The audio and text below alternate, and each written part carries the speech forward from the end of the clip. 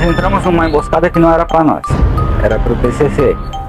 Havia uma disputa entre facções, entre o PCC, primeiro Comando da Capital, e o PGC, que é o primeiro Grupo Catarinense. 1 ou 2 semanas antes, o PCC ele tinha tomado uma área no Morro da Costeira e matado 4 pessoas. Quando nós chegamos na altura da gruta, ali no Morro da Caixa, na Silveira, começou a chuva de bala. Mataram o Leandro, eu vi, foi na cabeça, mataram o Leandro. O colega aqui baleado nos 2 braços e o Leandro eu acho que já era. O tiro pegou nela, ela veio pro maxilar, quebrou o maxilar e se alojou, tá alojado aqui no meu queixo. Te juro que quando a gente te operou, eu esperava que ficasse pior do que tu faz hoje. Por quê? Por causa da passagem do projétil, cara. Quando o projétil passou, ele passou cortando aqui a artéria vertebral.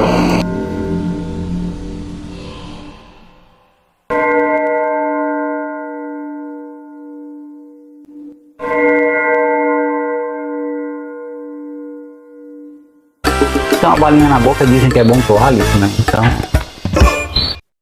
Olá você, tudo bom? Seja muito bem-vindo a mais um vídeo do canal Fraternidade Entre Leões. No vídeo de hoje, a gente vai tratar sobre confronto armado e a Guarda Municipal.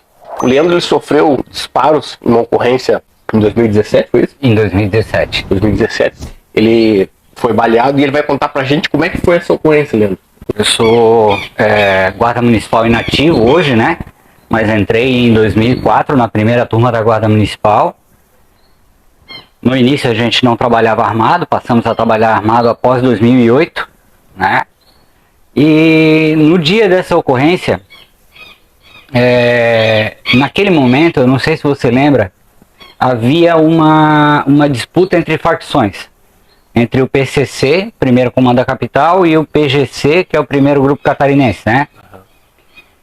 Havia uma disputa, e uma ou 2 semanas antes, o PCC ele tinha tomado uma área no Morro da Costeira e matado 4 pessoas.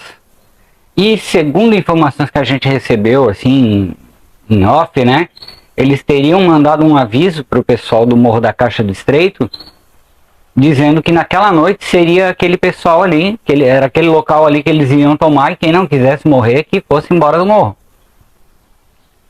Só que não recebemos nenhum informe de inteligência, não recebemos nenhum alerta, a gente sabia que estava havendo a guerra de facções, mas que era só entre eles. E eu abordei um carro, a minha guarnição abordou um carro na Avenida Patrícia Caldeira, perto do Angelone, ali em Capoeiras. Uhum. O carro meio que deu um zigue-zague e eu disse, opa, o que houve ali? Será que o cara tá passando mal, tá embriagado, alguma coisa? Vamos dar uma verificada? E aí abordamos, era um senhor de idade, ele não apresentava sinal de embriaguez, nada, só que um senhor de idade, eu acho que deve ter dado uma bobeirinha no volante, puxou, zigue-zagueou e tal. E aí conferimos a documentação do carro, tava tudo ok e tal. Ele disse até que morava próximo, então vamos dispensar, tá dispensado, tá tudo certo. E nesse instante coincidiu que chegou a viatura do nosso chefe de operações, né, que integra a equipe de Romo. E aí ele disse, olha pessoal, fechou por hoje, vamos para a base, fazer um pequeno briefing do dia de hoje, e deu, cada um para suas casas. E aí nós perguntamos, aí, então vamos por Coqueiros ou vamos aqui pela Ives Silveira? Aí ele disse, não, vamos pela Ives Silveira, porque como amanhã é feriado, a via gastronômica de Coqueiros está cheia de gente, arrisca a gente pegar ainda um bêbado, um cozido ali no meio do caminho, alguma coisa, e ter que parar em delegacia. E nós sempre passamos pela Ives Silveira e nunca tivemos problema, né? Até uma alegação na época que dizia assim, o que a viatura da Guarda Municipal estava fazendo no Morro da Caixa? Olha, não estávamos no Morro da Caixa, estávamos passando pela região do Morro da Caixa. E eu penso assim, o Borges, que mesmo se nós estivéssemos no Morro da Caixa, um veículo caracterizado, indicando que é o estado presente, ele não tem que ter cuidado por onde anda. Quem tem que ter cuidado por onde anda é o bandido. Sem dúvida. né? E quando nós chegamos na altura da gruta, ali no Morro da Caixa, no Naipe Silveira, houve um disparo. A impressão que deu é que o disparo vinha da esquerda. A primeira viela que tinha era a Travessa Bela Vista, que a gente sabia que ela cortava o morro e saía na marginal da Via Expressa em direção a Coqueiros. A nossa viatura era a segunda, a primeira era a do meu chefe. A do meu chefe optou por entrar na Travessa Bela Vista. Então eles afrontaram 2 viaturas da Guarda Municipal. 2 viaturas da Guarda Mesmo Municipal. assim, eles ainda fizeram frente. 7 componentes. Uma viatura com 4, que é a viatura de Romo, né? E a nossa viatura, a gente chamava que era uma viatura de área reforçada, né? Com 3 integrantes. O primeiro motorista, o segundo homem e o terceiro que fazia a segurança do motorista, né? Até não era a minha guarnição original. A minha guarnição original eram outros 2, mas um deles tinha machucado a mão. E acabou que nesse dia colocaram um outro rapaz que estava há menos de 2 anos, eu acho, na instituição. E colocamos ele como terceiro, né?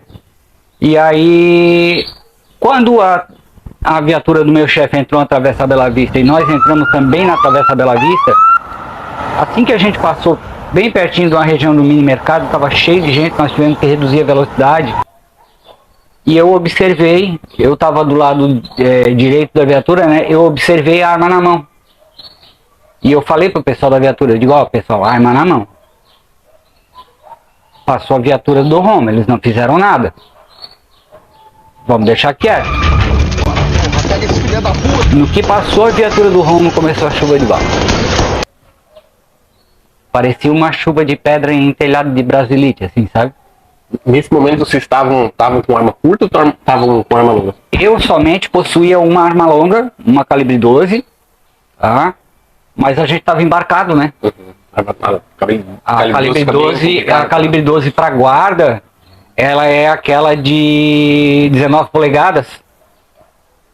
Aquela bem longa, né? O cano dela pra tu tem que passar a coronha do teu ombro para botar ela para fora, assim, né? Entende? E mesmo assim, eu tava com a calibre 12, os tiros estavam vindo do lado esquerdo. Eu com a calibre 12 pelas costas ou pela frente do meu motorista, ou eu ia deixar ele surdo e ia acabar causando um acidente. Por trás do banco dele tava o terceiro. Também a mesma coisa, né?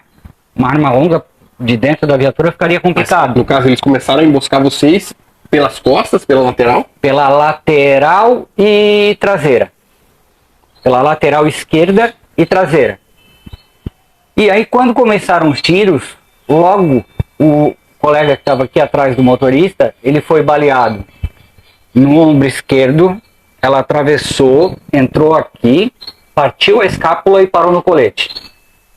E ele também foi baleado no braço direito e a munição deu uma corrida para a direção do punho. Eu não sei se ele talvez mais novo de instituição, ou de repente ele não tinha feito aquele trabalho emocional, né, que a gente faz, né, todo dia, não sabe se pode voltar para casa, né, e tal. Ele entrou em desespero. Ele começou a gritar e pular no banco de trás, ai, me tira daqui, não deixa eu morrer, ai. E no que eu olhei para trás, assim, de relance, ele tava com a pistola dele na mão. E pulando no banco de trás. Pulando igual um cabrito, cara. De dor, né? Possivelmente. E eu na hora pensei, pô, fogo amigo. Esse cara tá com a pistola na mão. Eu botei a 12 na bandoleira. Virei pra trás. Disse pra ele, te abaixa. Peguei a pistola dele e empurrei pro tapete. Te abaixa. Peguei, virei, dei uma cotovelada no motorista e disse, tô saindo com a 12. No que eu tô saindo, que eu vou para botar a mão na maçaneta da porta, eu escuto um eco gigantesco. E aí a minha cabeça foi para frente assim e eu caí pro lado. O meu motorista estava virado para lá, então eu caí entre o banco e as costas do meu motorista. Eu fiquei nessa posição aqui, ó.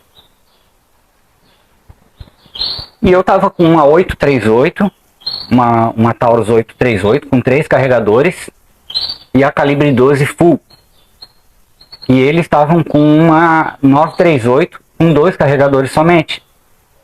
E eu me lembrei, vai acabar a munição deles.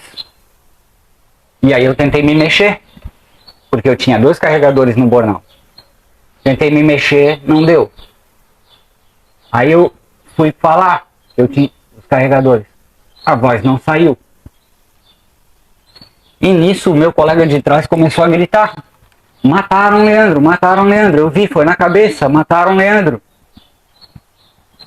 E eu escutando aquilo, eu disse: como assim mataram o Leandro? Eu estou escutando. Estou escutando os tiros, eu estou escutando ele falando.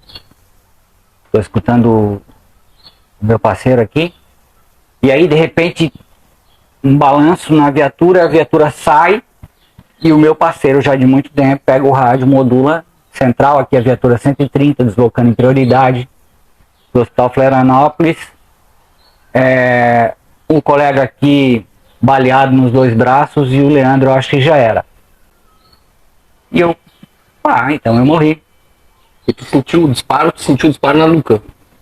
Eu não senti dor nenhuma, Borges. Eu senti como se eu tivesse levado um pedala na nuca, assim, sabe? Um tapão na nuca, assim. A minha cabeça foi pra frente e ali o meu corpo voltou já desfalecido, né? E aí eu fiquei naquela, eu disse: tá, mas eu morri, como assim? Cadê a rampa luminosa? Ou a escada rolante pegando fogo, né? Que a gente nunca sabe, né? E aí, o que vai ser? E aí, de repente, apaguei. Aí apaguei. E quando cheguei ao Hospital Florianópolis, que ficava de carro em um trânsito normal, cerca de 5 minutos dali, eu acordei na maca e do meu lado estava um colega meu, o Adriano. E eu olhei para ele e eu disse assim: levei um balaço, né? Aí ele assim: levasse. Ele branco assim, como a... Aí eu assim: tá, e foi na cabeça? Aí ele assim: eu acho que foi. E aí eu me lembro de ter olhado pra cá, pra frente, tinham 4 caras. E eu perguntei pra eles assim: boa noite, quem dos senhores é o médico? Aí um deles assim: sou eu. Aí eu assim: e aí, o que eu digo pra família? Vou voltar pra casa ou mando comprar o caixão? Aí o médico olhou pro meu colega e disse assim: ele é sempre assim ou ele tá sob... Aí meu colega disse: não, ele é sempre assim. Ele é procedimental, calculista. Aí o médico disse: não sei, nós temos que fazer uma tomografia. Eu disse: então o que nós estamos esperando, doutor? E aí fomos para a tomografia. No caminho para a tomografia eu apaguei novamente. Eu levei um tiro aqui, no pescoço. Tá vendo aqui a cicatriz? Isso. E muito rapidamente eu perdi sangue. Se tu vê as fotos assim, que eu vou te mostrar depois, eu tô bem amarelo assim, né? O meu médico explicou depois que o projétil, quando ele passou, ele rompeu a minha artéria vertebral. Agora, a medicina não sabe explicar como que essa artéria soldou sem nenhuma sutura. E aí outro fato também, né, que é o fato da tomografia, que eu estava desacordado e eu senti um queimor muito grande nesse lado aqui, como se estivesse derramando assim um balde de água fervendo. E eu, tá queimando, tá queimando, tá queimando. Acordei e eu senti e eu me lembro como se fosse hoje, me lembro até, eu sinto até o calor da mão. Uma pessoa tocou no meu braço e disse: calma, é só o contraste. Não te mexe para não prejudicar a imagem. E eu segurei. Mas isso no momento do tiroteio? Não, lá no hospital, na tomografia. Já. Tá. Né? Perfeito. A pessoa tocou em mim e disse: calma, não te mexe para não prejudicar as imagens.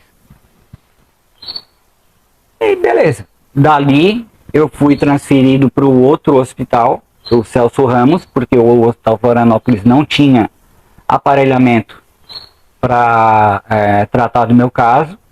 e eu teria que ser transferido para o Celso Ramos. Fui para o Celso Ramos. Chegando no Celso Ramos, eu fui colocado na emergência junto com todos, né? E aí ficou aquela pergunta, ele vai ser operado? Aí eles disseram assim, olha, ele vai ser operado, só que a gente precisa aguardar que vague um leito de UTI. Isso em 2017, não tinha nem pandemia ainda. E já apresentava essa dificuldade na saúde, né?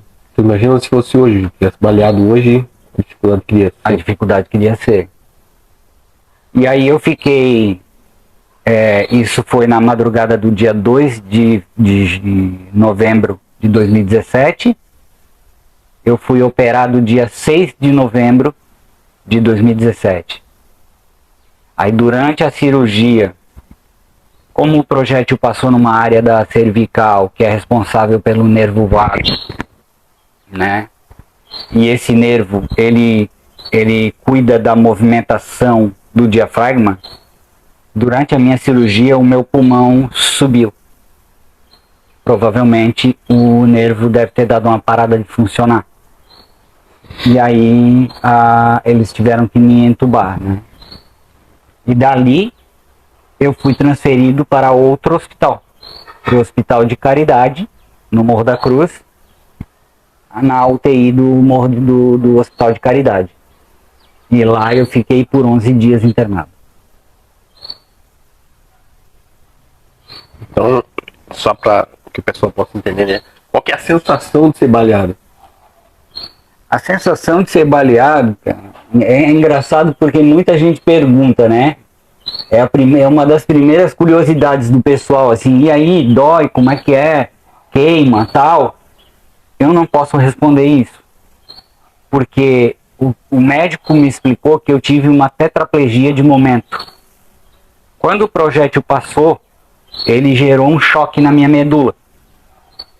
Tu já estudou isso, né? Uhum. Balística, né? Cavidade temporária e cavidade permanente, né? Provavelmente essa expansão ela deve ter causado um inchaço na minha medula.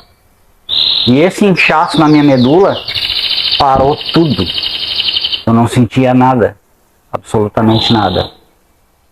Então eu não senti dor no tiro, eu não senti dor das fraturas, eu não senti nada, absolutamente. O que eu senti foi um empurrão no pescoço e só.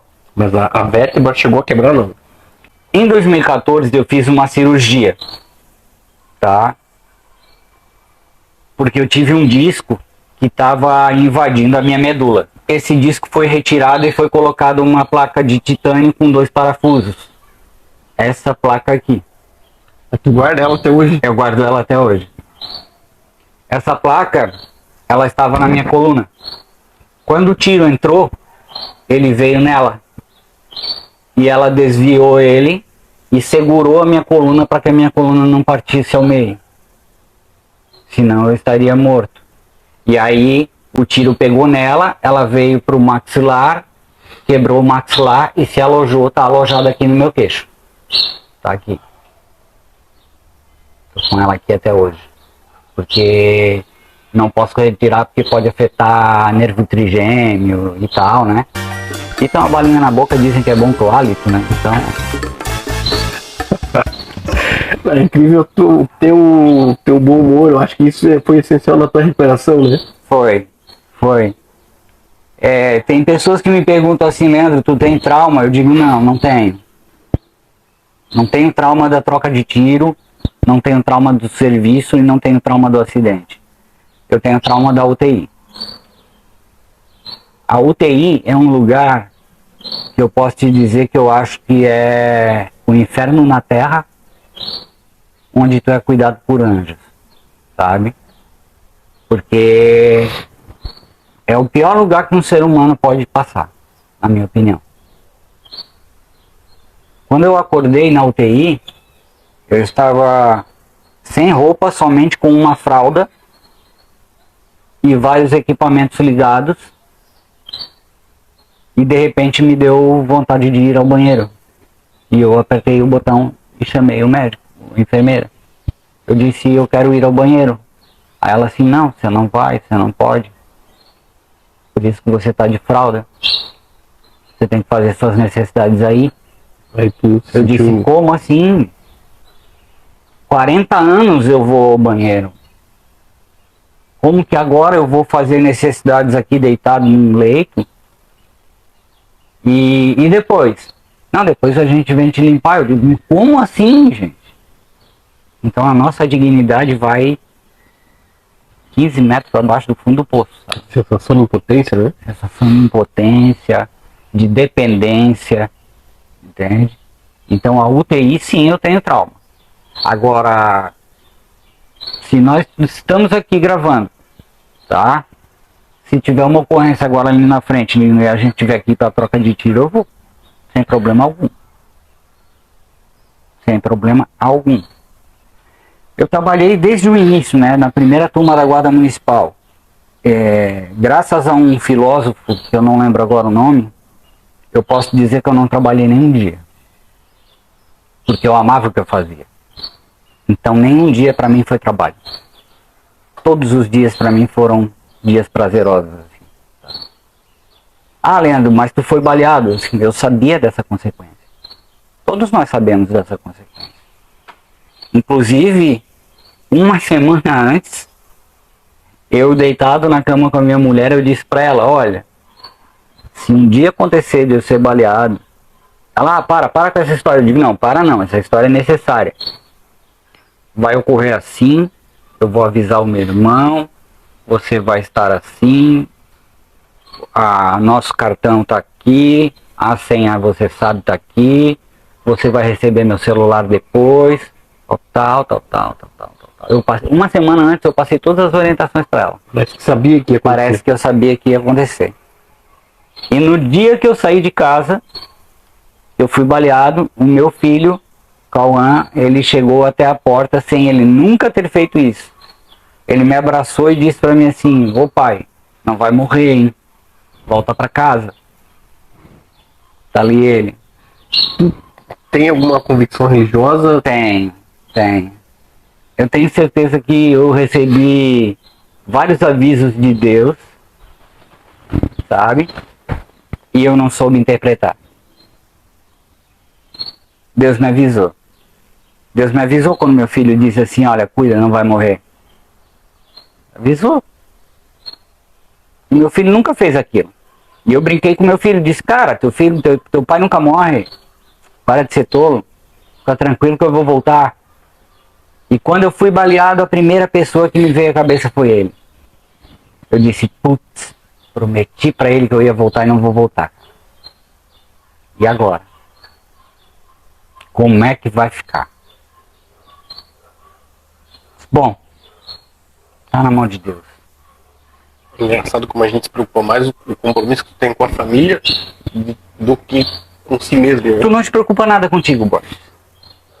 Eu não sei se já ocorreu contigo isso alguma vez, mas tu é baleado, a primeira coisa que vem à tua cabeça é a tua família. A primeira coisa. Não importa pra ti o que vai acontecer contigo. Tu não tá nem um pouco pensando assim, ó, será que vou morrer? Será que não vou morrer? Será que vou ficar com sequelas? Será que não? A primeira coisa que vem à tua cabeça é a tua família. Eu tive uma situação de ser baleado em ocorrência, mas foi fogo amigo, né? Não vem ao caso da situação, mas o disparo ele pegou na minha coxa. Então, como a gente tava em perseguição, tava adrenalizado, Sim. eu só senti aquele beliscão, tipo, como se um cachorro mordesse, sei lá, pegasse um corte em algum lugar. E eu corri pra viatura. E eu parei de correr porque eu olhei e vi que tava saindo muito sangue. Eu parei mais por conta do susto do sangue do que a própria dor, né? Aí, bora. Daí eu falei, não, cara, bora nada, acabou pra mim aqui, tô baleado. Aí eu sentei, veio o bombeiro e tal. Mas é como tu falou, na época, a minha filha mais velha, a Evelyn, hoje ela vai fazer 14 anos, né? Ela ainda tava na barriga da mãe dela. E é engraçado como tu pensa, pô, não pensa em, o que eu vou fazer, eu tô doendo, eu vou pro hospital. tal, fica pensando, pô, e aquela criança? É, incrível. Eu tenho o Cauã de 14 e tenho a Carolina de 7. Na época a Carolina tinha 2 anos, sabe? E após o acidente, tá? Gerou-se um hábito, né? Que todos os dias eu tenho que fazer a Carolina dormir. Eu tenho que deitar na mesma cama com ela e fazer ela dormir. Com qualquer outra pessoa, ela passa trabalho para dormir, ela não dorme tranquila. E ficou, até hoje eu faço ela dormir assim, sabe? Mas eu acho que isso é um reflexo do próprio trauminha que ela teve naquele momento, de ter ficado 11 dias sem o pai, né? Porque quando eu fui pra UTI é que a coisa ficou ruim. Quando eu fui pra UTI, eles tinham, lá no Hospital Celso Ramos, tinham colocado um catéter no meu peito que estava infectado. E aí gerou uma infecção. Essa infecção criou uma embolia pulmonar. Então, o meu pulmão direito estava com embolia pulmonar, estava com um trombo obstruindo ele. E o meu pulmão esquerdo fez uma pneumonia. A minha saturação foi a 72. Foi menor do que o pessoal internado com Covid. Sabe? E aí começou uma luta. Teve um dia que o médico chamou a família. E disse, ó, venham porque a coisa tá bem ruim. Né? Talvez pode ser a última vez que vocês vão ver ele. E de repente começou uma melhora. Eu tenho até um perfil no Instagram e tem uma live que eu fiz, esse ano completa 5 anos, né? E eu fiz uma live em agradecimento com uma das enfermeiras que mais cuidou de mim na UTI. E a gente conversou bastante, choramos e tal. E ela dizia pra mim assim, ó, todo dia, ela chegava, oi, tudo bem? Como é que tu tá hoje? Cara, tu não tem ideia da força que tu tem. Mas ela nunca me explicava o porquê daquilo. E eu fiquei com aquilo na cabeça. E aí nessa live ela me explica. Ela disse assim, Leandro, nós já recebemos pacientes de diversos tipos, por diversas ocorrências, mas tu melhorava tão rápido, a tua vontade de se recuperar era tão grande, que foi assim, ó, foi um episódio único, ela disse.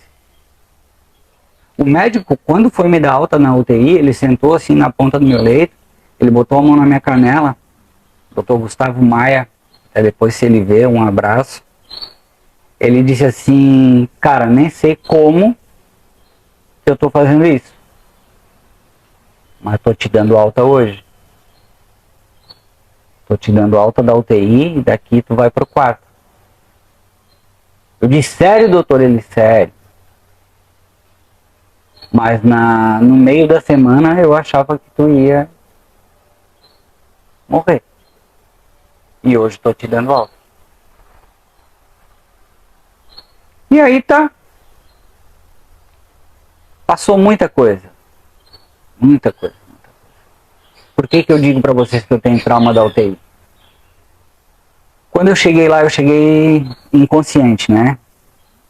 Essa enfermeira, ela fala que eles me entubaram, me deixaram no leito. Eu fui lá com a mão e me estubei.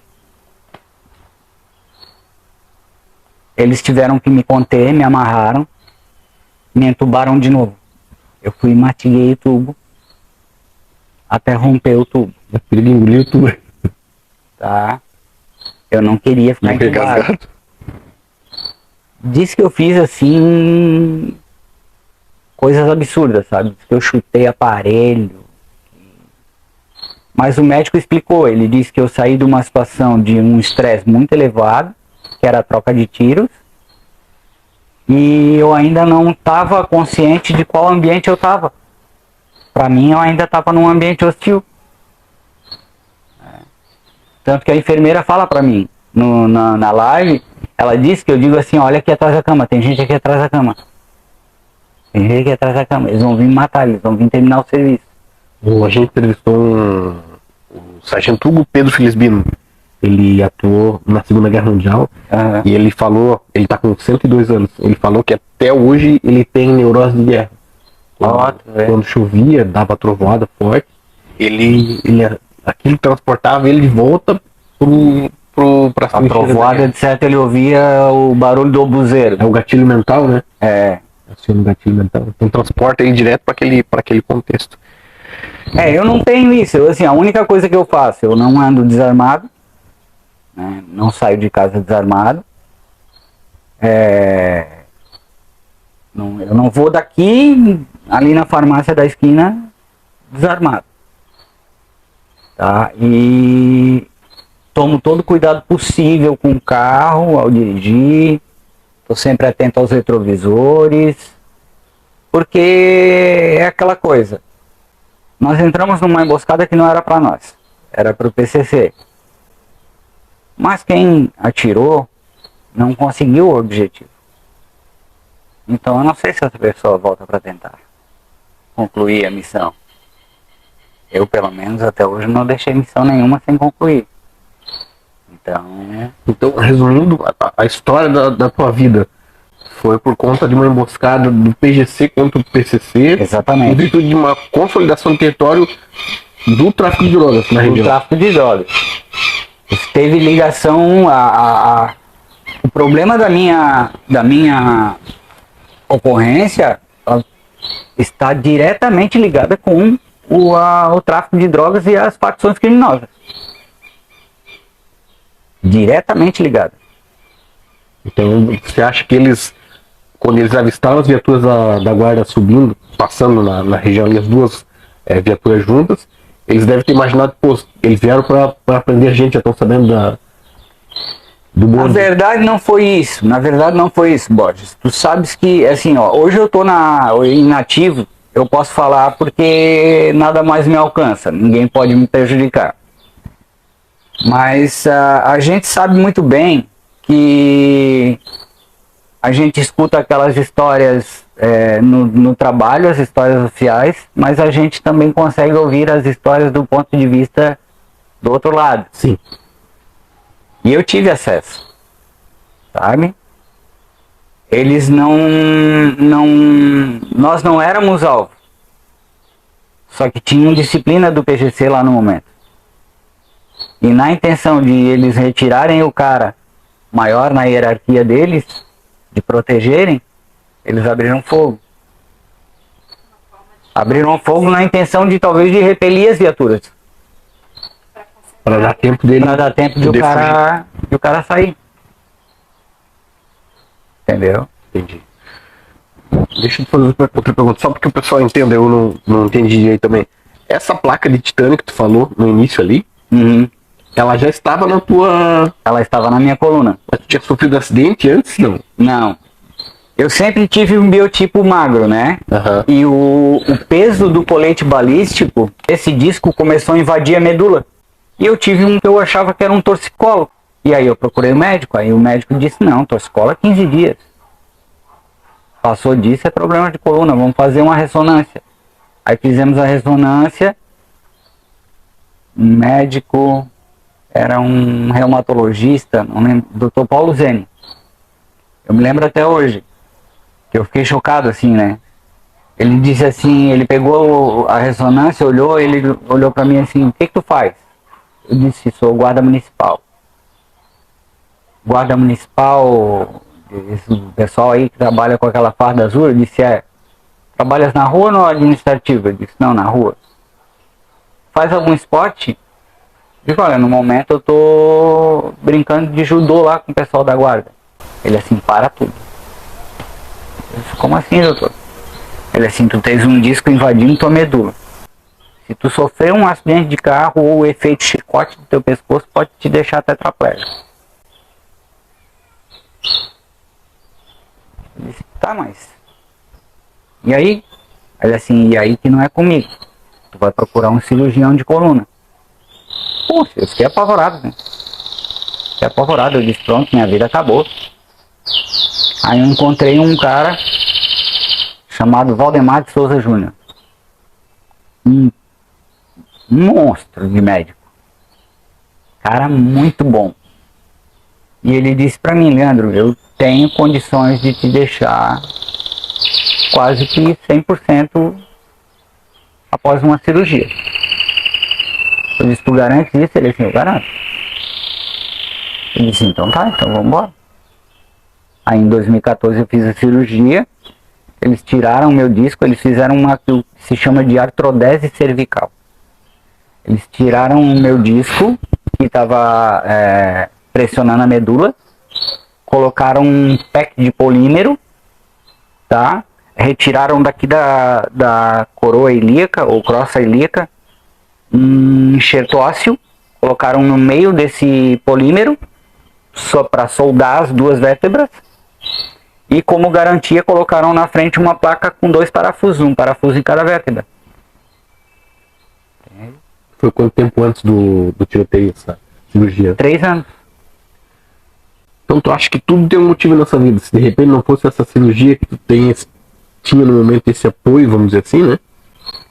Talvez você não estaria aqui hoje? Eu acho que, cara, assim, ó, o operacional pra mim era uma cachaça, né? Eu sempre amei o operacional, tá? Eu já tinha trabalhado no administrativo, mas eu sempre amei o operacional.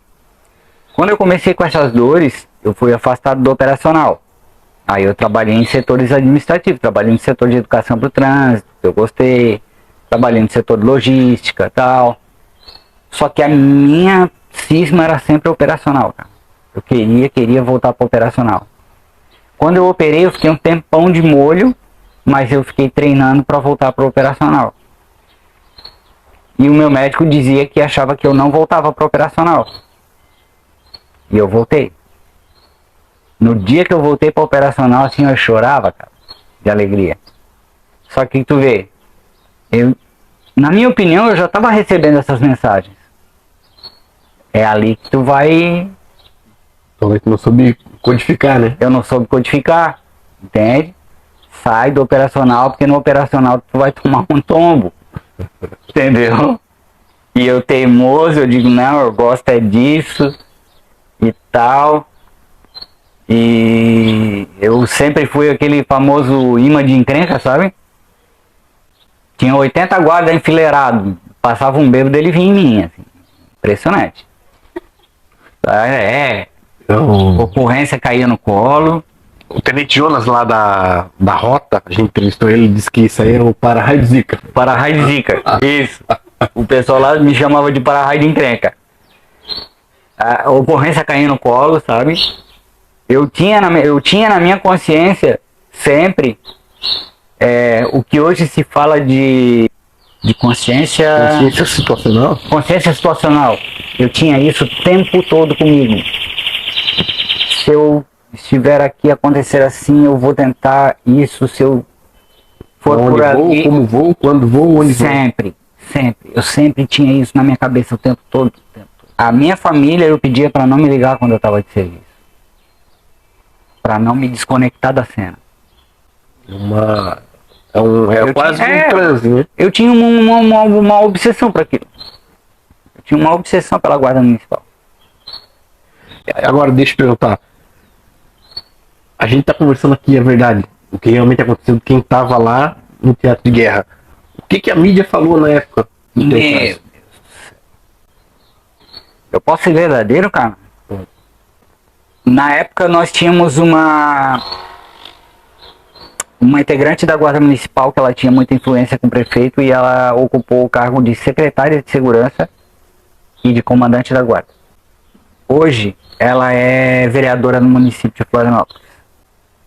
Eu acredito que as informações que ela tenha passado para a mídia fizeram com que a mídia nos tratasse praticamente como os criminosos do fato. Porque eu vejo, né? E vai ser a próxima pergunta nossa, que devido a essa inversão de valores que a gente vem sofrendo, a gente tem que entender o seguinte: lá no artigo 144 da Constituição, fazem parte do sistema de segurança pública lá, as polícias militares, a polícia civil, a guarda municipal. E as pessoas, elas acabam se valendo de um legalismo do ponto de vista de determinado jurista e não daquilo que é constitucional, e isso acaba migrando para várias pessoas, vai pulverizando, e as pessoas acabam acreditando que não é função da Guarda Municipal fazer determinada função. Eu vejo que o cara tá lá a serviço do Estado, tá fardado, identificado, armado com uma viatura, ele é polícia igual. Eu acho que deveria ser, né, ser padronizado. Não é Guarda Municipal, não é Polícia Municipal. Tem um colega meu, tá, Ricardo, que ele fez uma monografia, Guarda Municipal, Polícia de Fato, mas não de Direito. Ele brincava com um jargão, sempre dizendo assim: não importa o pelo do gato, desde que ele casse o rato. Sim. Entende? Eu acho que tu sabes, né, que se a gente for extremamente legalista e garantista, a gente não consegue trabalhar. Não faz mais nada hoje em dia. Não faz mais nada. E eu acho isso para tudo na vida, na verdade, é assim, tá? Se tu for ao extremo, nunca é bom. Entende? Só que o que acontece? Vão pessoas para a televisão dizer assim: o menino foi roubar o celular e foi morto pela polícia. Mas por que ele foi roubar o celular? Ele foi roubar o celular porque ele queria um baseadinho. Tudo bem, mas por que ele não roubou o baseadinho então? Do traficante. Do traficante? Porque o traficante vai matar ele. A polícia, ele tem certeza que a polícia civil, a polícia militar, a guarda, não pode matar ele por conta da legislação, por conta de questões morais.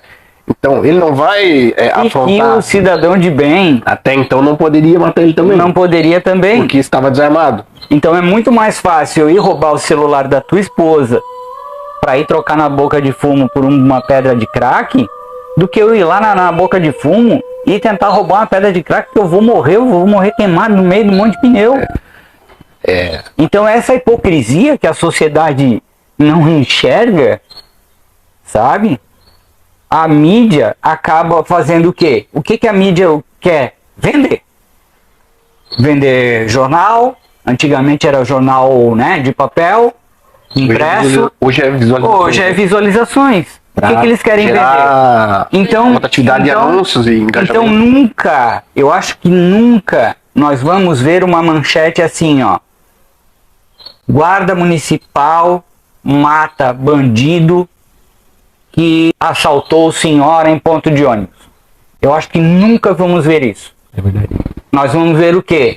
Guarda Municipal mata adolescente suspeito de ter cometido um ato infracional. Não importa para a imprensa ou para a mídia em que condições esse ato infracional aconteceu.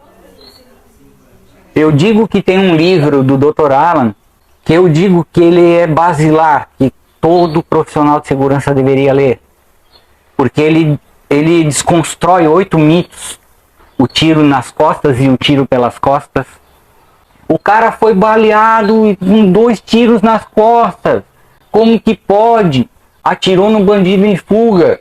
Mas o bandido tava assim, ó, correndo. Vocês têm que entender que ninguém vai parar O bandido tava de frente correndo pra com a você arma pra e vai trás. atirar. O cara vai atirar pra trás, como ele falou. O bandido tava correndo com a arma pra trás. E aí tu vai fazer o quê? Vai se barricar e vai dizer pra ele: ei, menino, vira de frente, senão o tio não pode atirar em ti. A gente tá quase chegando a esse ponto no Brasil. Eu digo mais, eu digo assim, ó, que o brasileiro, ele pegou o costume de fazer o seguinte, ó. Você tem um problema das pessoas, ataque de tubarão na praia. Aí o que acontece? Ao invés de você orientar essas pessoas a não irem na praia, não ir naquela localidade, o que a gente faz? A gente para de vender picolé na praia para as pessoas não serem atingidas pelo ataque de tubarão. Então a gente não opera na causa do problema, a gente opera em tudo ao redor, menos o problema. Então se a polícia tá matando muito hoje, o que a gente faz? Bota a câmera, a gente Bota a câmera, prejudica o policial, bota a polícia no posto. a a gente faz, né? Como essa última DPF 635, que é a que a gente faz, vai lá e não deixa mais ele subir a favela, deixa o tráfico correr solto. Então o brasileiro, ele tá com essa mania de fazer tudo menos luta na causa do problema. Eu não vou apontar pra câmera porque tá em propaganda com valores, mas é esse livro aqui, ó. Legítima Defesa e a Desconstrução de 8 Mitos, tá? Do Alan, Dr. Alan. Hoje ele é delegado da Polícia Civil. Esse livro aqui, ele apresentou numa palestra para magistrados, tá? E ele disse que conseguiu até usar o livro dele em defesa de policiais já que foram absolvidos. Entende? Por quê? Porque explica, o magistrado hoje, ele tem que ter exercido a advocacia. Eu sou da opinião, Borges, que o cara, para ser juiz ou promotor do Ministério Público, ele tinha que tirar pelo menos 15 dias de serviço numa RP. Sentar a bunda numa viatura. Sentar numa fazer viatura. um parto dentro de uma viatura, subir um morro tomando tiro, ver colega ser baleado, ver colega ser alvejado. Daí você vai entender que deu para. O que os caras estão falando é verdade mesmo. Aquele negócio de fé pública que a gente tinha lá 20 anos atrás quando eu entrei, que valia, hoje não vale mais. Hoje em dia, se você entrar numa residência e tiver com a câmera policial desligada, o flagrante vai ser relaxado porque você não usou a câmera policial. Já teve vários casos. Casos com 30, 40, 100 quilos de cocaína. O flagrante foi desqualificado porque o policial esqueceu de ligar a câmera ou porque a câmera estava com a bateria, acabou a bateria. Aí eu te pergunto, quando não, tem policiais hoje que estão respondendo por prevaricação porque desligaram a câmera. Eu te pergunto, qual é o crime mais ofensivo para a sociedade? O cara tá portando 100 quilos de cocaína ou o policial esqueceu de ligar a câmera? Eu posso te responder? Pode. Eu vou te responder. Vou te responder com uma ocorrência que teve aqui em Florianópolis, tá? Um juiz, Dr. Alexandre Moraes da Rosa, tu deves conhecer. Uma guarnição nossa transitava pela Mauro Ramos e um carro saiu da Menino Deus cantando pneu em direção a Mauro Ramos. O que isso significa? Direção de modo a não manter os cuidados devidos, né? No mínimo começa por aí. A guarda foi e começou o acompanhamento. Consultou a placa do carro, documentação em atraso. De repente, um dos ocupantes do carro joga um negócio para fora e acelera. A guarda avisa onde o negócio caiu e corre atrás dos caras. Os caras jogaram uma arma para fora e foram detidos. 4 ou 5, se eu não me engano. Um deles estava respondendo o fato de ter estava respondendo por ter sido acusado de agredir um delegado no El Divino. Juiz, o magistrado entendeu que aquilo não era atribuição da Guarda Municipal. Relaxou o flagrante de todos eles. O que é pior? Como se a autoria o que é pior? Do porte de arma não tivesse caracterizado. Não tivesse caracterizado um flagrante. E assim, o que mais revolta a gente, o que é? Que no próprio Código de Processo Penal fala lá que qualquer do povo pode, as autoridades devem realizar prisão flagrante quando caracterizado. Então, assim, o que está faltando para vocês? E outra coisa que eu acho muito importante a gente falar é o seguinte, ó. Ontem eu postei um vídeo lá sobre um juiz que os policiais rodoviários federais lá em Barreiras, na Bahia, apreenderam um caminhão e dentro do tanque do caminhão tinha droga. Aí a pergunta do cara que ganha 35 mil reais por mês. O que lhe assegura que era droga e não era rapadura ou farinha? Ou... O que te faz ter certeza que aquilo lá era droga e não rapadura?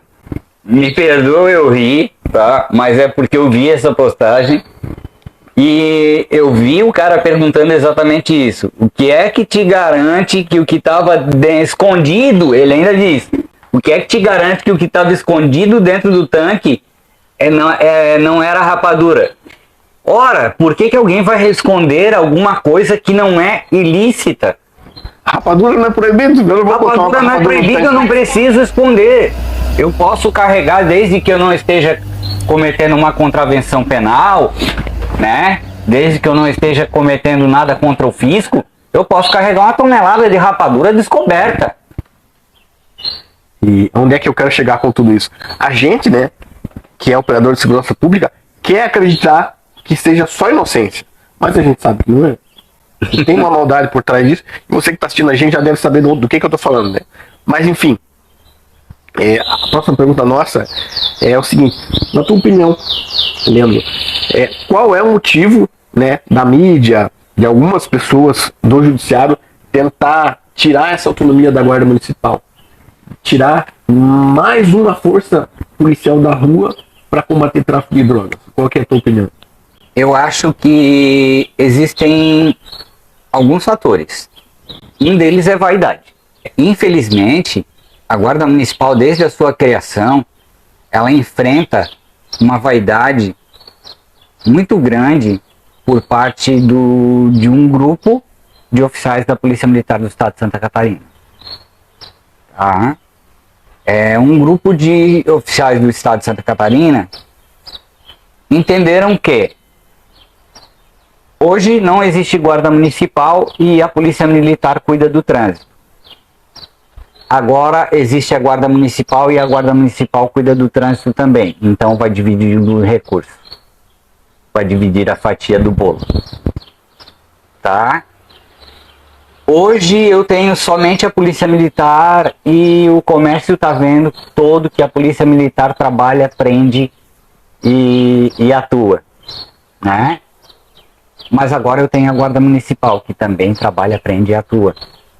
Então dividiu também a fatia do bolo. Na vaidade, na mídia. Sabe? Aí eu te pergunto assim, você que tá assistindo a gente aí, que de repente faz parte desse pequeno grupo de pessoas ali que tá vendo a coisa como divisão de recursos. Quando você for assaltado, tua família estiver refém, tua mulher tá sendo estuprada, e chegar um guarda municipal, não era melhor que tivesse um guarda municipal e ajudasse você e a tua família? Ou tu vai esperar a polícia militar chegar? Aconteceu uma cena engraçada comigo, tá? Uma amiga minha e dois amigos meus que possivelmente vão ver esse podcast, eles vão lembrar do que eu tô falando. Um é a Jaqueline e o outro é o vereador Maicon Costa. Eu fui representar a guarda numa reunião de Conseg, no sul da ilha. E junto foi um coronel da PM, que hoje é da reserva. Tá? Eu vou me reservar o direito de não dizer o nome dele. E aí começou a fala de todos da mesa e tal e tal. E quando chegou na fala do coronel, o coronel desceu a lenha na guarda. Porque a guarda só pode se fazer trânsito, porque a guarda está se metendo a boba, porque a guarda está se metendo até a atividade de polícia, porque não sei o que, porque isso, que aquilo, papapá, papapá, papapá, e eu deixei ele falar. Quando ele terminou de falar, chegou minha vez de falar, aí eu falei, expliquei toda a situação da guarda, expliquei toda a situação do 301 do CPP, que ainda não tinha sido aprovada a 13022, né, que é o Estatuto Geral das Guardas, que colocou agora o flagrante delito como um dever de agir, né. E aí eu cheguei e fiz a seguinte pergunta para ele, eu disse: oficial, senhor, o coronel, o senhor vai sair daqui, né? Eu tô vendo que tá só o senhor e um motorista, certo? Ele disse: sim, certo. Eu tô com 2 viaturas aqui. E uma delas tem 4 componentes. E mais a minha com 2. Então, pela sua opinião, se nós chegarmos ali no trevo e o senhor for emboscado, a gente tem que passar reto, né? A gente não tem que parar para lhe dar apoio, né? Não precisa não, né? Vamos passar reto. Deixa o coronel tomar tiro, deixa o coronel se ferrar. Falei palavrão, né? Ele vai acabar desmonetizando aí. Mas deixa o coronel se dar mal. Aí ele disse: não, mas daí tem a obrigação de agir. Eu digo: então quando favorece, aí é obrigatório. Quando não favorece, tem que ficar cada um na sua, cada um no seu quadrado. Eu entendo assim, Borges, ó. O 144 tem um rol? Tem. Ele fala ali quais são as polícias. Nesse rol, está a Força Nacional? Não. Até porque é uma questão de contrato, né? É. Os estados cedem para a União e o cara opera lá. Tanto que assim, se der um problema no outro estado, o estado acaba remanejando aquele IPM para pro estado de origem. Só que é um negócio assim, se for ver na ponta do lápis, né? Não vou ser legalista, então, se vai ser legalista, ele é policial militar do estado de Goiás. Como é que ele vai responder pelo estado de Goiás se ele estava operando lá em Maranhão. Então, tá cedido para a União, mas vamos convir que é um balaio de gato. É um balaio de gato, né? Uma situação bem difícil. Mas a Brigada Militar do Rio Grande do Sul tá no 144? Fala polícias militares, né? Não se fala. Mas a nomenclatura é Brigada Militar. Exatamente. Então, se vamos ser legalistas, vamos ser até a nomenclatura. Por isso que a Guarda Municipal não é polícia. Existe uma diferença entre poder de polícia e poder da polícia. E algumas pessoas confundem isso propositadamente. O poder de polícia, ele está lá no Código Tributário. 72, se eu não me engano. 72. Tá? Ele está lá no Código Tributário. O poder da polícia, aí vai variar. A Polícia Federal, a Polícia Civil, a Polícia Rodoviária Federal, a Polícia Militar, a Polícia Rodoviária, Ferroviária, que nem existe mais, mas está no rol dos 244. Aí vai variar, tudo bem. O que eu acredito?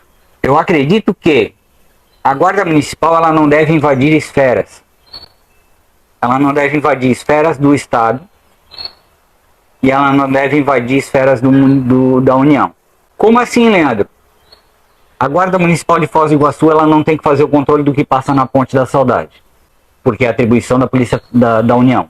A Guarda Municipal de Florianópolis, ela não deve fazer, vamos dizer assim, investigação para elaboração de inquérito criminal. Por quê?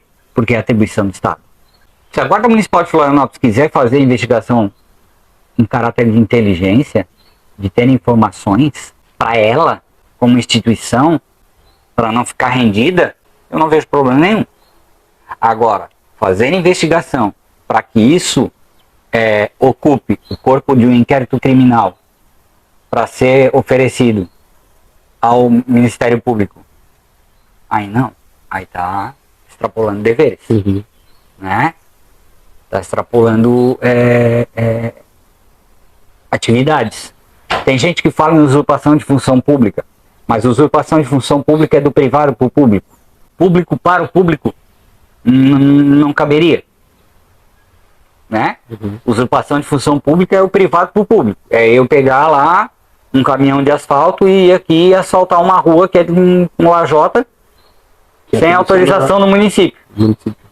Eu estou fazendo uma função do Estado, sendo eu uma pessoa física, né? Ou uma pessoa jurídica sem ligação nenhuma com o Estado. Isso seria usurpação de função pública. Agora, do público para o público, não existe. Não está capitulado, não existe, né? Então, é aquele princípio, né? Não existe crime sem lei anterior que o defina, né? Pena sem prévia combinação legal. Então, Leandro, na tua opinião, o que mais impede as forças de segurança hoje de haver integração entre elas? E o que no mesmo contexto, né, o que impede, por exemplo, das polícias terem um ciclo único? O que acontece lá fora, né? Tem gente que diz erroneamente, muitas vezes assim, lá fora tem polícia municipal. Mas se for ver, o fato de ser municipal lá fora, de estar com o nome municipal lá fora, ou de ser da cidade lá fora, a ligação que eles têm com o Estado é diferente. Ela não é igual a nossa aqui. O nosso último ente federativo aqui, o município, é diferente de lá, né? E o que acontece? Foi buscado o modelo anglo-saxão, né? Veio sendo acompanhado o modelo anglo-saxão, né? No Brasil, a Guarda Municipal existe desde a época do Império. Eu não me lembro agora quem era dos reis de Portugal, da família real, né? Da família real, que instituiu uma Guarda Municipal, a proteção dos bens deles ali, do território deles ali, da família em si. Teoricamente, a Guarda Municipal historicamente seria mais antiga ainda do que a Polícia Militar. Né? Mais antiga ainda que a Polícia Militar. Né? Só que, o que eu acho que prejudica? Eu acho que prejudica realmente é esse histórico que existe do militar e do civil. Essa diferença do militar e do civil. Eu acho que isso está tão incrustado na cabeça de algumas pessoas que, para tu ter uma ideia, quando o Garrastazu Médici assumiu a presidência, um dos primeiros atos dele foi extinguir todas as guardas municipais do Brasil.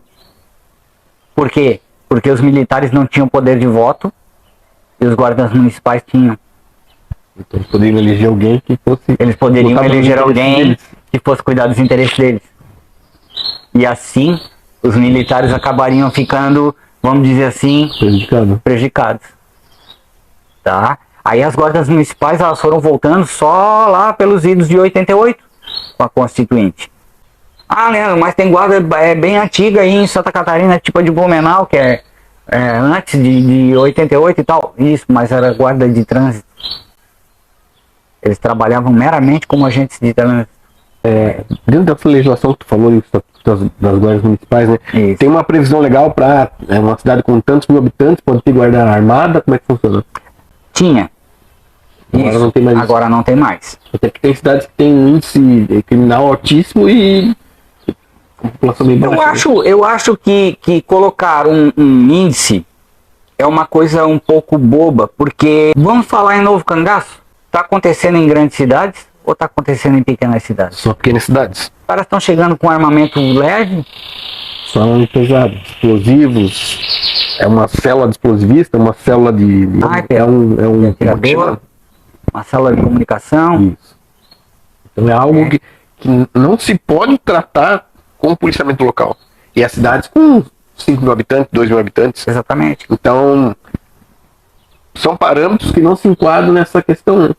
Então a gente tá perdendo hoje pro criminoso por conta de ego, por conta de vaidade, por conta de números. Tem que ter uma guarda que tem, sei lá, 50 mil habitantes na cidade para ter uma guarnição armada. E daí tu tem em contrapartida, tu tem uma guarnição por dia da PM que tá lá encurralada dentro do destacamento.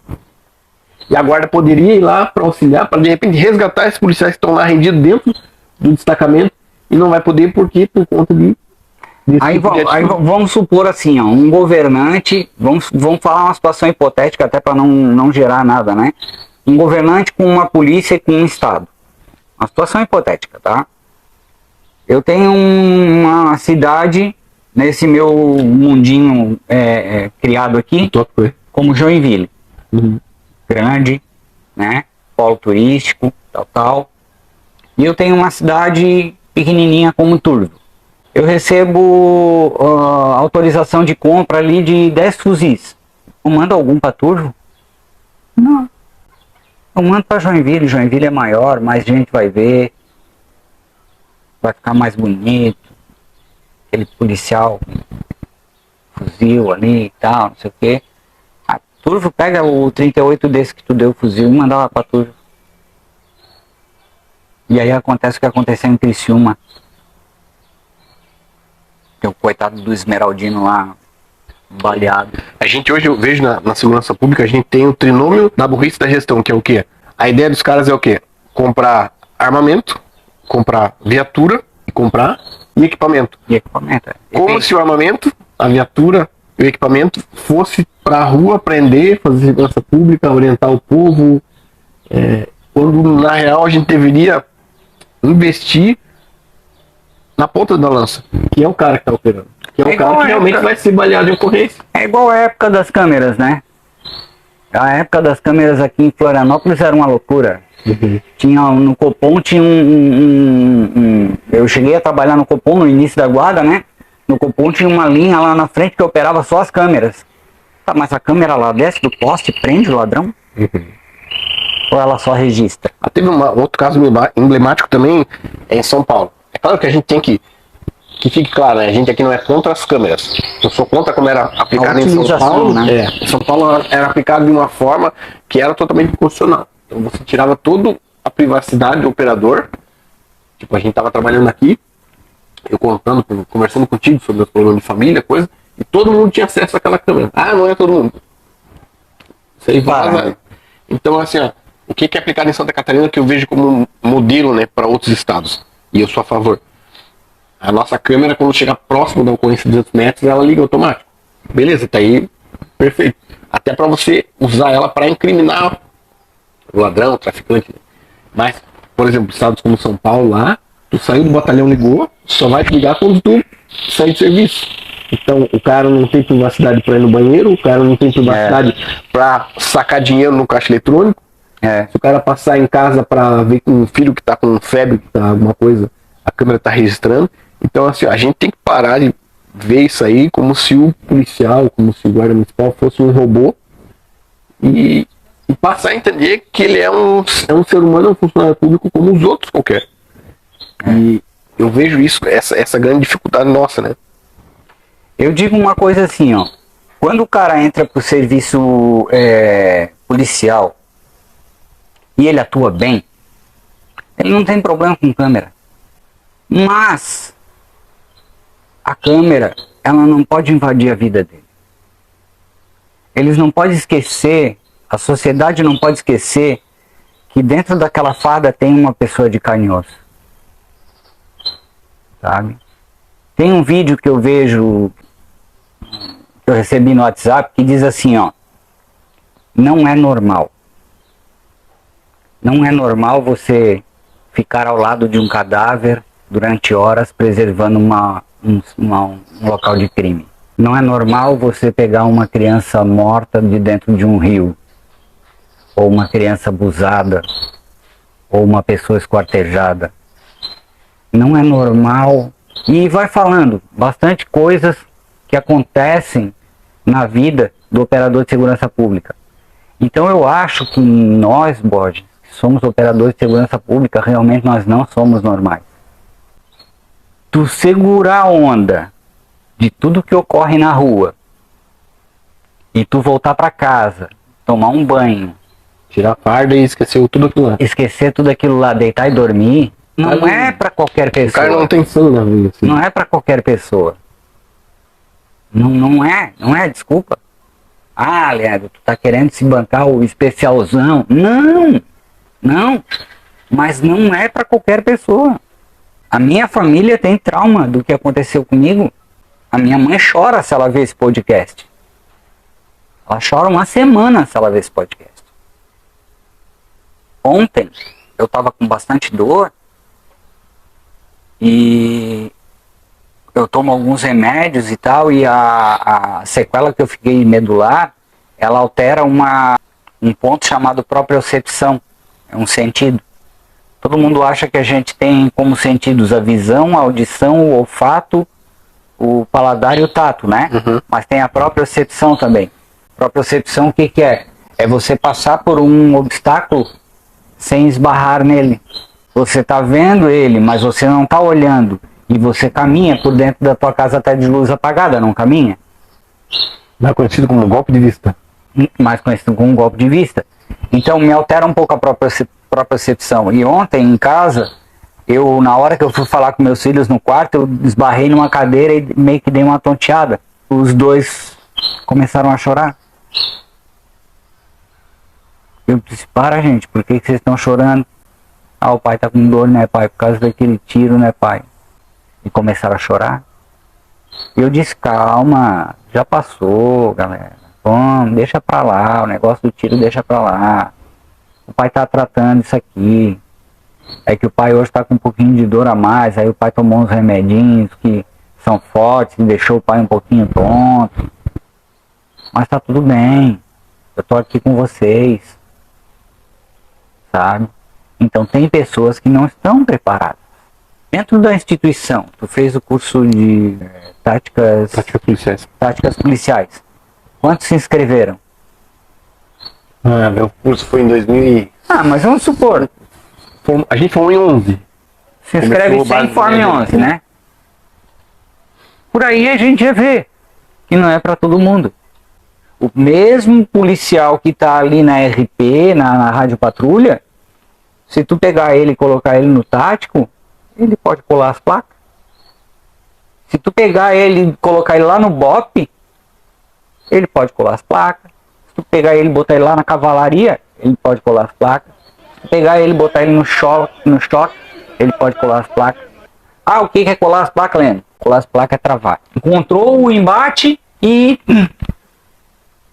congelei, não sei o que fazer. Eu sempre rezava, orava todos os dias. Nunca me deu ocorrência com criança ferida. Todos os dias que eu entrava na viatura, que eu fazia minha oração para ter um bom trabalho, eu pedia para Deus. Não me dê ocorrência de criança ferida e nem de estupro de vulnerável. Não me dê.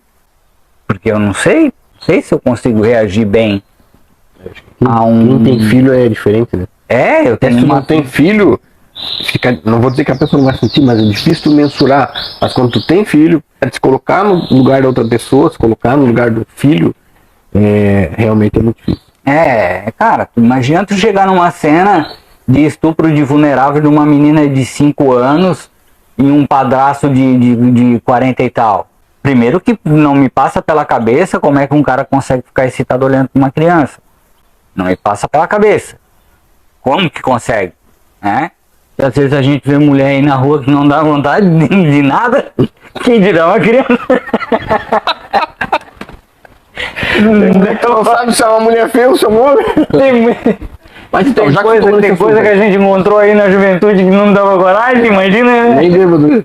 Mas enfim, já que tu tocou nesse assunto, você acha que a gente deveria... Eu vejo que é uma doença, não é possível que a pessoa, como tu falou, sinta desejo por uma criança. Que a gente deveria ter uma legislação referente à castração química. Eu acho. Na minha opinião, o pedófilo ele não é um ser humano. Eu tenho uma filha de 7 anos e eu tenho um filho de 14 anos que não era meu filho, biologicamente. Quando eu conheci ele com 5 anos e meio, ele pediu para eu ser pai dele. Quer que eu seja teu pai? Então tá, tudo bem? Vamos lá. Quando nasceu a irmã dele recebeu o nome de Carolina Rames Miranda. E o nome dele era Cauã Rames da Rosa. Porque ele tinha recebido o nome da mãe dele e o do pai biológico dele. Aí ele falou pra mim assim, eu queria ter o mesmo nome da minha irmã. Eu falei assim, o que tu queria ter o mesmo nome da tua irmã? Eu queria ter o Miranda. Eu expliquei pra ele, eu disse, legalmente não pode, porque tu nasceu de outra pessoa e tal. Quando eu tive alta, 1 ou 2 dias depois saiu uma resolução do reconhecimento de paternidade socioafetiva. Que tu pode fazer o reconhecimento do teu enteado como teu filho e dar o teu nome para ele. Só que tem que ter o consentimento dos genitores.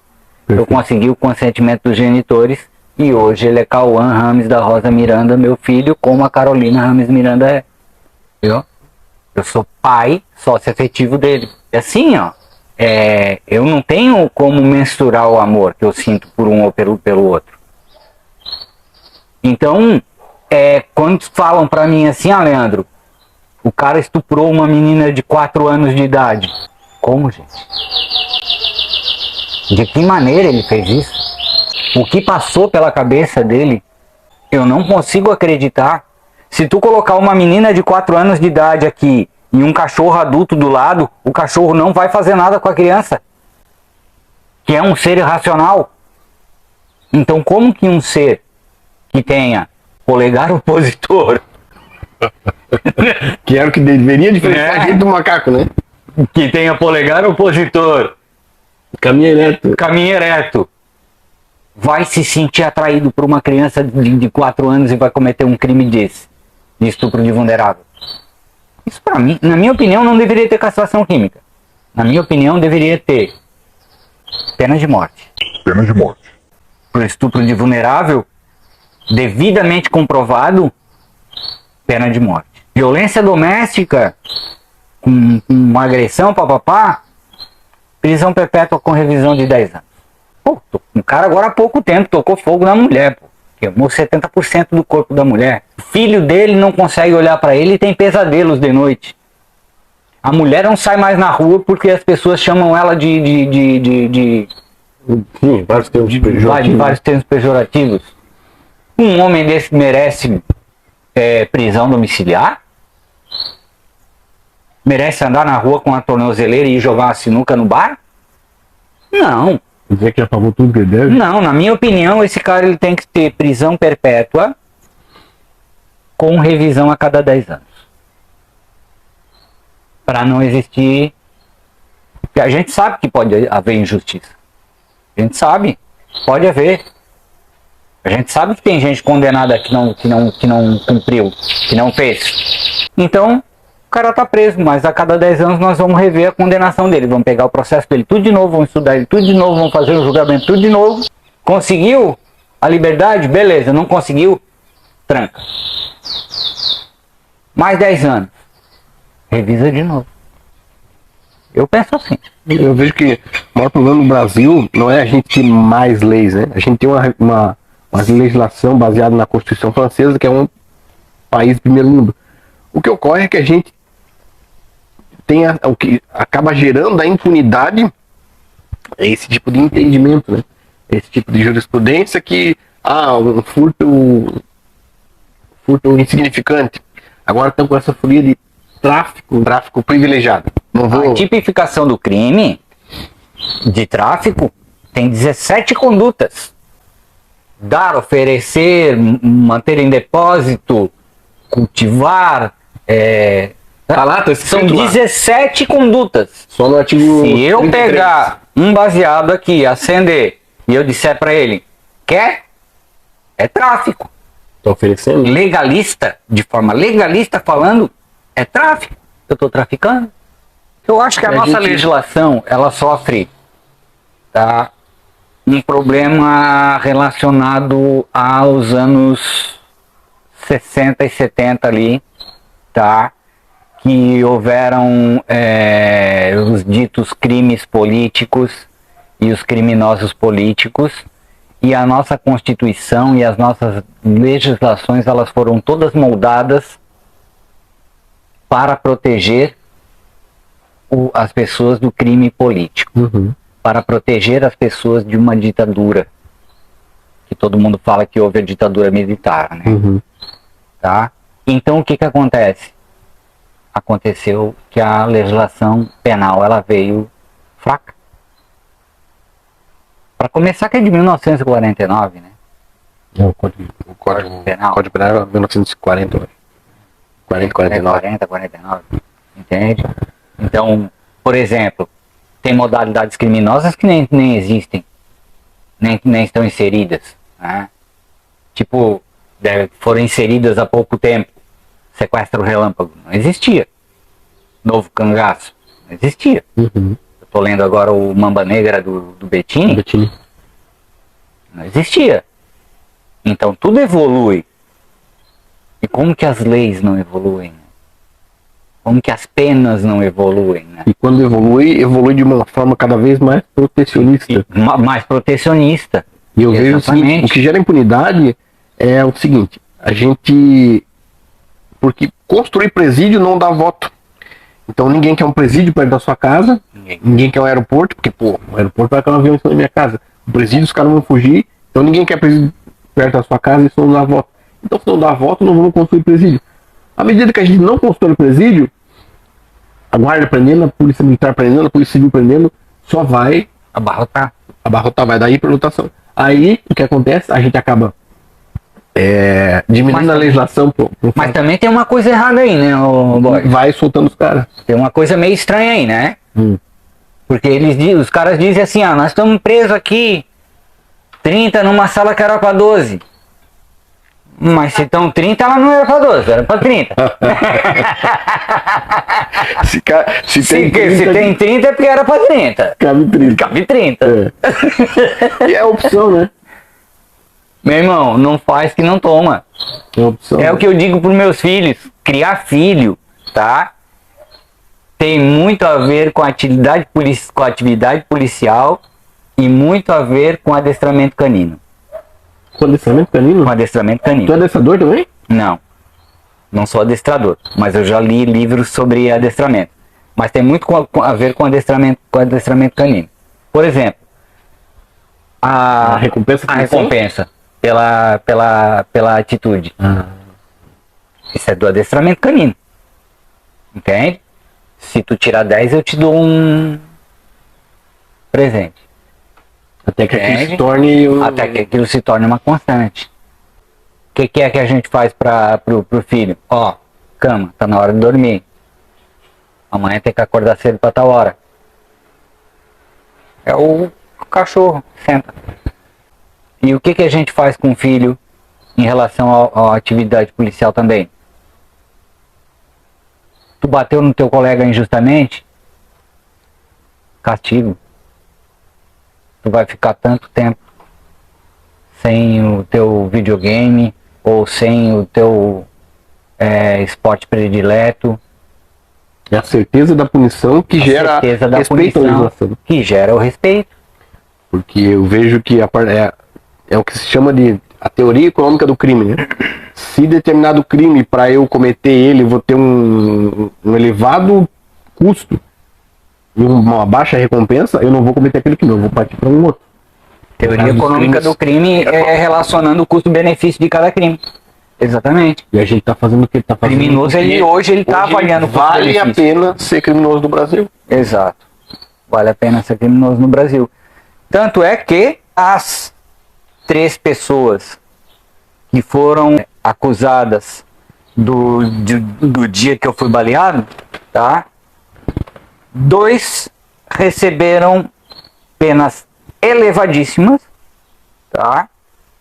Receberam 30 anos de cadeia e um foi condenado à lesão corporal. Entendeu? Um foi condenado a, se eu não me engano, 1 ano e 4 meses de prisão na agrícola e depois domiciliar. Não foi tentativa de homicídio, enquadramento? Qual que é a lógica? Qual que é a lógica? Também não entendo, é muito pra minha cabeça. Entende? Eu acho estranho. Mas o Leandro, você já teve outros colegas, né, da guarda que foram baleados em serviço? eu tive mais um colega que foi baleado, né? Daqui de Florianópolis também? Daqui de Florianópolis. Como é que foi isso? Lá na Zona Azul, o assalto da Zona Azul. Não sei se tu te lembras. Não me Ele recordo. estava lá na sede da Zona Azul. A Zona Azul era uma empresa que administrava o estacionamento rotativo público, né? Ele estava lá na sede da Zona Azul e chegaram os 2 caras de moto e anunciaram o assalto. Ele estava na sala da gerência, conversando com o gerente. Obviamente ele sabia que o cara ia aparecer lá. E aí ele meio que se posicionou já pra esperar o cara, né? Só que na troca de tiros ele tomou um tiro no dedo. E nesse dia que eu fui baleado no pescoço, teve mais 2 baleados, né? Teve o que estava na mesma viatura que eu e teve um que estava na viatura do meu chefe do Como. Foi baleado na região aqui da costela, na lateral. Onde o nosso colete balístico não tem proteção, né? No flanco, né? Normalmente não tem proteção. O pessoal agora tá com aquela modinha daquele coletezinho que parece um Colete do plate. Que lá é pra tu usar com colete e aquela placa balística em cima. Isso. Pra quê? Pra disparo de 762. O cara vai lá, entra na favela, toma um tiro de 22, morre com aquele ali por causa. Então, cara, assim, ó, eu sou afiliado num clube de tiro, o Rancho Clube de Tiro, que é de um praça também, né? Do Guinter. Ele é soldado. E eu já vi vídeos dele, que ele é instrutor de tiro, né? Eu já vi vídeos dele, por exemplo, que ele tem no Instagram, dele falando do ajuste do colete. Porque ele tava vendo gente com o ajuste do colete para baixo, aqui embaixo. Por quê? Porque quando senta na viatura, ele bate no gogó. Entende? Só que o que é melhor? Sentar na viatura e sentir incomodado e proteger? Sentir incomodado e estar protegido?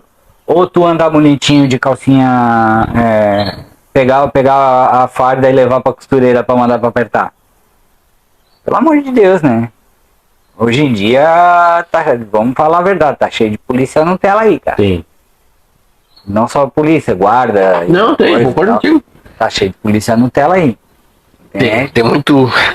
Tem muito. Muito princesa aí. Tem muita princesa, né? Não fazendo discriminação, mas é que tu tem que colocar uma balança e ver ali a compensação entre a estética e a proteção. Esse objetivo, né? Isso vai me proteger? O que pesa mais? Entende? Eu tomei um tiro na cervical, sabe? Hoje eu vejo o Doc Manilha andando com proteção no ombro, proteção balística no ombro. Pô, que legal. Também é interessante. Entende? Hoje tu vai ali no porta-luva do meu carro, tem um torniquete. Entende? Então, é coisas que eu acho que a gente vai adquirindo, né? Com o passar do tempo. Tomara que fique lá, que envelheça e que eu nunca use. Mas o dia que eu precisar vai estar ali. Né? Como tu tomou um tiro na coxa, viu que o sangue estava jorrando, provavelmente arterial. Né? Um torniquete numa situação dessa salva a vida. Na época a gente ainda não tinha essa doutrina forte de torniquete, né? Aí a gente tirou rápido o cadarço coturno, fez um torniquete improvisado. Mas e se não tivesse esse start, né? Todo mundo tivesse colando placa ali, que nem tu falou, né? E aproveitando então esse ensejo dessa pergunta, né? De colar placa, de ser balhado, como é que você vê hoje, inativo, né? O reconhecimento por parte do Estado, quando eu digo Estado, o município, o Estado, a União, né? Como é que tu vê esse reconhecimento por parte do Estado quando o agente dele é alvejado no serviço e acaba partindo para a inatividade, em razão do ferimento de guerra? Existe isso?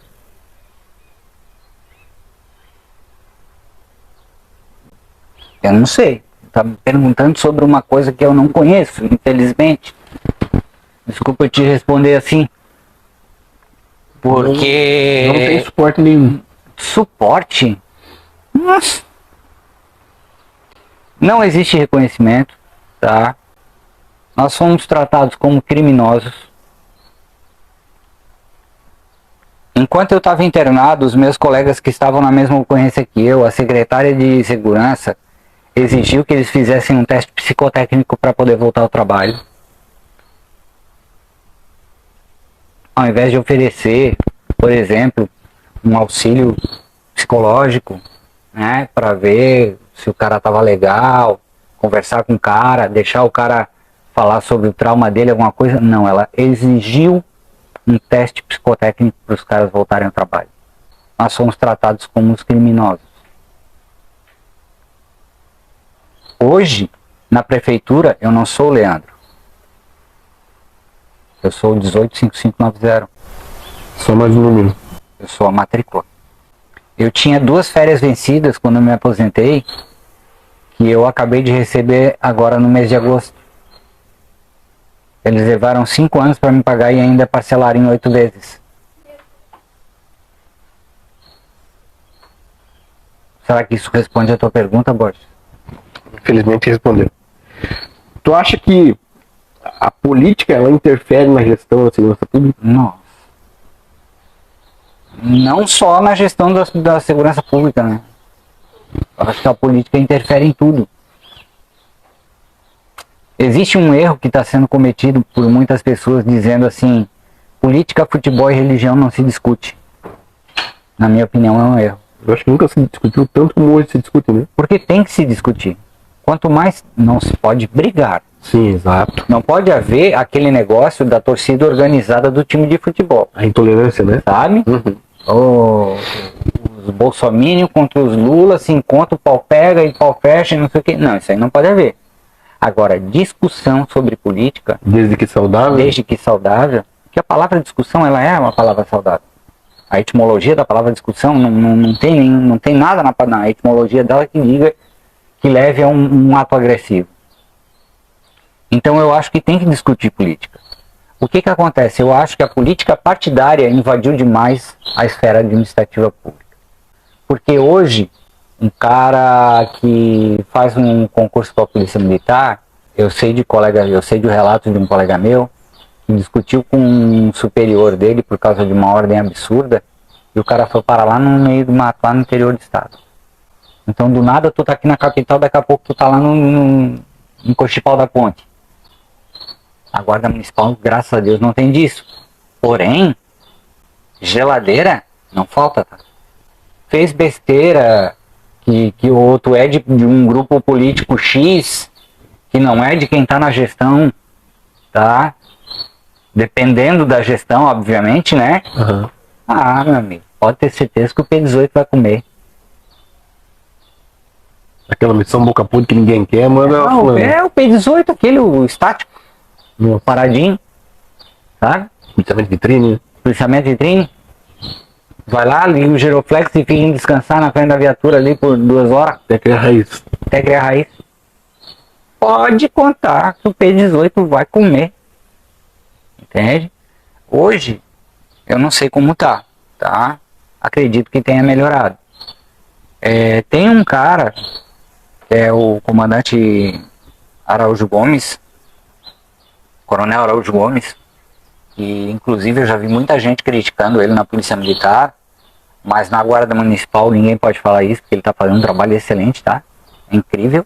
O cara tá fazendo um trabalho muito, muito bom, sabe? E antes mesmo do prefeito e da secretária de segurança me oferecerem qualquer coisa, ele era comandante-geral da Polícia Militar e eu, quando fui baleado, ele foi me ver. Ele foi me ver e disse: coloco toda a estrutura da Polícia Militar à tua disposição. O cara que não era teu comandante. O cara que não era meu comandante. Não tinha ligação direta com ele. O cara que não tinha ligação comigo. O coronel. E eu sou grato por isso até hoje, sabe?